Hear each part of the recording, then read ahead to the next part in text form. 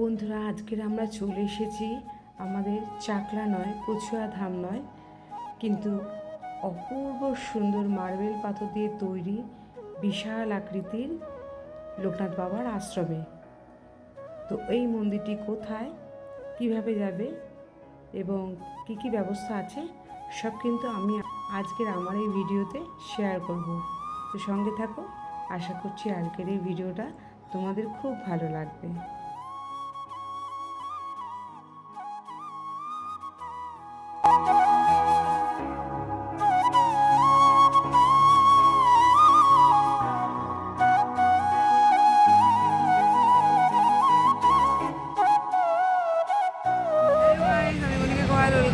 Channel Konika coil blog.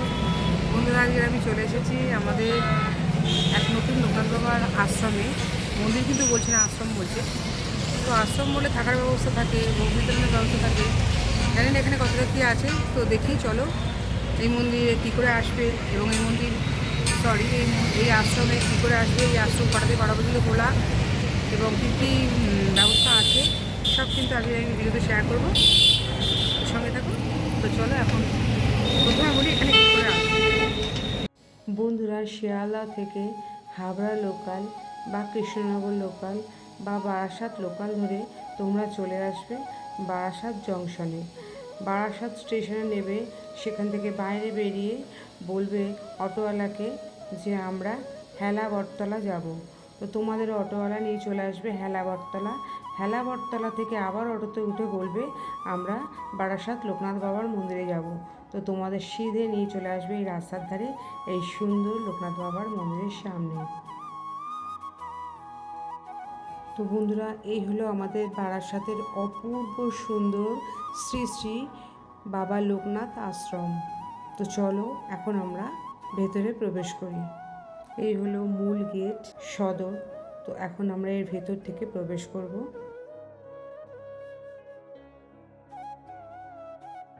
তো প্রথমে আমরা মন্দিরের বাঁ দিকে জুতো রাখার ব্যবস্থা রয়েছে, সেখানে আমরা জুতো খুলে নেব এবং তার পাশেই টাইম কল রয়েছে, সেখানে আমরা হাত ধুয়ে নেব।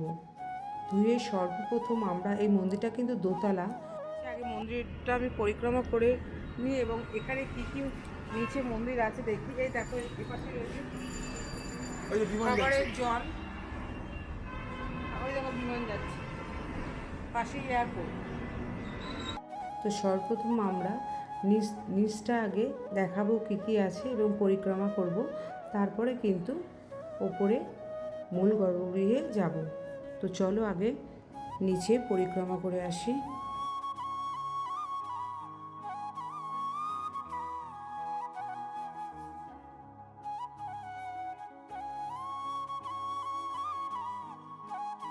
দেখো বন্ধুরা, পেছন দিকে একটা সিঁড়ি আছে ওপরে ওঠার, মানে উপরের ছাদে ওঠার জন্য। তো এখানকার সেবায়িত যারা, তারা ওঠেন। তো এবার তার পাশ থেকে আমরা যাচ্ছি একেবারে পেছন দিকে, পরিষ্কার সুন্দর পাঁচিল দিয়ে ঘেরা পরিক্রমার জায়গাটা।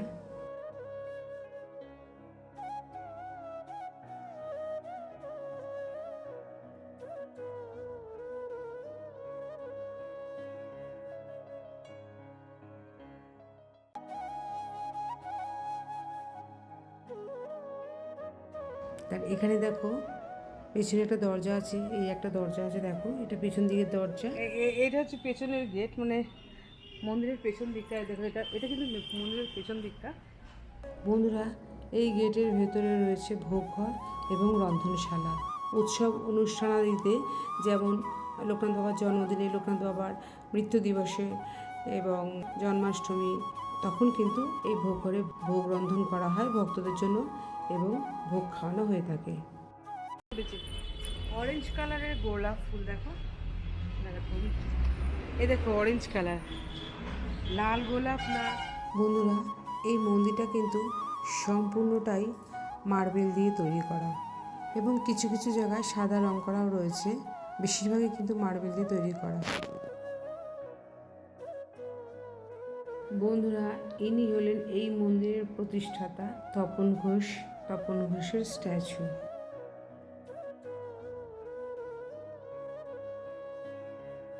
বন্ধুরা, ইনি হচ্ছেন শ্রী শ্রী লোকনাথ আশ্রমের প্রতিষ্ঠাতা তপন ঘোষ। প্রতিষ্ঠা করেছেন বাংলার 1 ফাল্গুন 1425, ইংরাজির 14 ফেব্রুয়ারি 2019 সালে বৃহস্পতিবার। ট্রাস্টি বোর্ড তিনি তপন ঘোষ। ধূপকাঠি মোমবাতি ভক্তরা জ্বালায়, আর এখানে প্রণামী ফেলে। আর সামনেই দেখো শ্বেত পাথরের শিবলিঙ্গের মধ্যে রয়েছে বাবা লোকনাথের মূর্তি এবং তামার একটা সাপ রয়েছে। বেশ সুন্দর দেখো, মেঘনাথ পাল শ্রদ্ধাঞ্জলি উনি করেছেন এটা।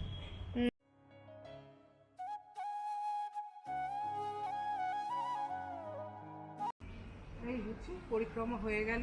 এবার আমরা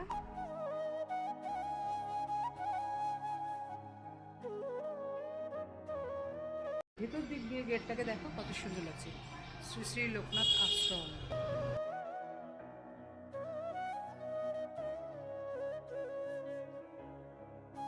বন্ধুরা, এই মন্দিরে যারা পুজো দেবে তারা কিন্তু ডালা এনে প্রথমে এখানে নাম লেখাতে হবে, এবং যারা দান করতে চাও তারা এখানে স্ক্যানার রয়েছে, মন্দিরে দান করতে পারো। আর এখানে অফিস ঘরও রয়েছে, দেখো বসে আছেন ওরা। এখানে পুজো দেওয়ার জন্য বিভিন্ন নাম লেখাতে হয়, স্ক্যানার আছে, টাকা দান করলে স্ক্যানারে টাকা নিতে পারো। আর মন্দির কিন্তু দোতলায়। তো চলো তোমাদের মন্দিরটা দর্শন করে বাবাকে দর্শন করাই। বন্ধুরা, এই মন্দিরে উঠতে কিন্তু দুদিকে সিঁড়ি রয়েছে। মা দিকে সিঁড়িটা দিয়ে উঠতে হবে এবং ডান দিকে সিঁড়িটা দিয়ে পুজো দিয়ে নেমে যেতে হবে। তো চলো আমরা এখন উঠি। এই হলো বন্ধুরা লোকনাথ বাবার সুবিশাল নাট মন্দির এবং মূল গর্ভগৃহ।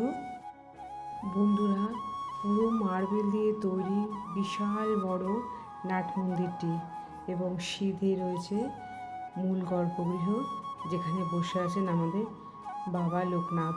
তো চলো আগে মন্দিরটা নিচে পরিক্রমা করেছি, এবার ওপরে বাবা লোকনাথের মূল গর্ভগৃহটা পরিক্রমা করে আসি, তারপরে পুজো দেব, দর্শন করব।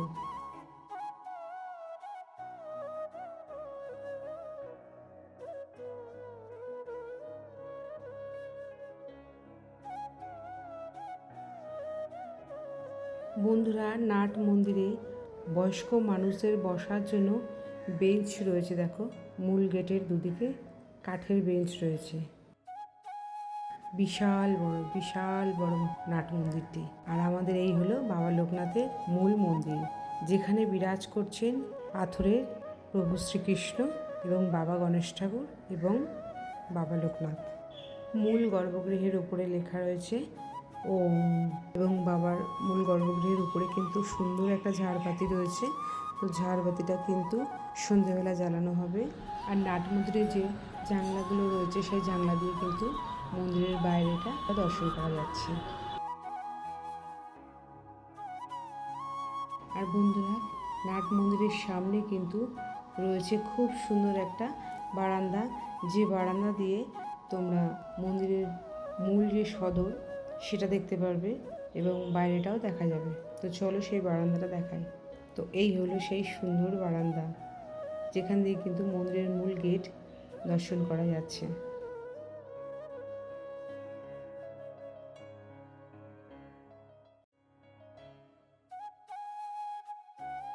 বন্ধুরা, আমরা কিন্তু লোকনাথ বাবার মন্দিরে যখন উঠলাম মূল গর্ভগৃহে, তখন কিন্তু উঠলাম বাঁদিকে সিঁড়িটা দিয়ে উঠলাম, এবং এখন নামছি যখন ডান দিকে সিঁড়ি দিয়ে নামছি। বন্ধুরা, এই মন্দিরটি প্রত্যেক দিন খোলা থাকে সকাল 8টা থেকে দুপুর 12টা 30 মিনিট পর্যন্ত, এবং বিকেল 4টে থেকে সন্ধ্যে 7:30 পর্যন্ত। বন্ধুরা, আমি কিন্তু তোমাদের আমাদের এই বারাসাতে নতুন প্রতিষ্ঠিত লোকনাথ বাবার মন্দির দর্শন করালাম।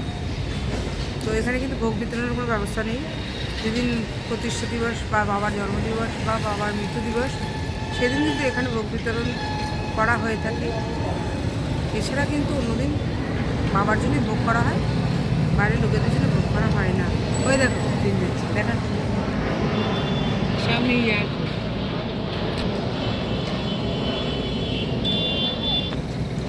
তো বন্ধুরা, আজকে এই ভিডিওটা ভালো লাগলে অবশ্যই বাবার মন্দিরে এসে বাবাকে দর্শন করে যাও। বাবার মন্দির নয়, এটাকে আশ্রম বলছে। খুব সুন্দর শ্বেত পাথর, মার্বেল পাথর দিয়ে তৈরি, অপূর্ব সুন্দর। রাত্রেবেলা আরও ভালো লাগতো, তা আমি তো রাত্রেবেলায় থাকছি না, চলে যাচ্ছি।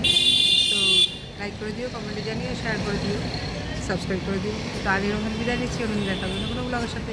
টাটা।